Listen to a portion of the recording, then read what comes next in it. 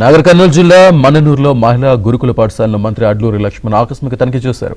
హాస్టళ్ల సమస్యలపై విద్యార్థులను అడిగి తెలుసుకున్నారు. అమరాబాద్ పదర ఉమ్మడి మండలాలకు సంబంధించిన పలు అభివృద్ధి కార్యక్రమాలకు మంత్రి శంకుస్థాపన చేశారు. దాదాపు 12,74,00,000 రూపాయల విలువైన మౌలిక సదుపాయాల కల్పనకు సీఎం రేవంత్ నిధులు మంజూరు చేశారని మంత్రి లక్ష్మణ్ తెలిపారు. గిరిజనుల వ్యాపారానికి షాపింగ్ కాంప్లెక్స్ ఏర్పాటు కోసం 1,80,00,000 నిధులు కూడా ఇచ్చారని చెప్పారు. ఈ పర్యటనలో విద్యార్థుల సమస్యలు తన దృష్టికి వచ్చాయని, వీటిని సీఎం రేవంత్ దృష్టికి తీసుకెళ్తున్నానని ఆయన మంత్రి హామీ ఇచ్చారు.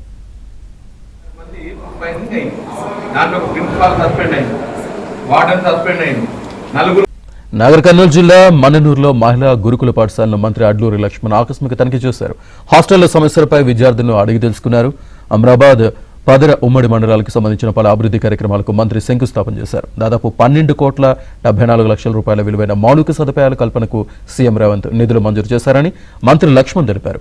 గిరిజనుల వ్యాపారానికి షాపింగ్ కాంప్లెక్స్ ఏర్పాటు కోసం 1,80,00,000 నిధులు కూడా ఇచ్చారని చెప్పారు.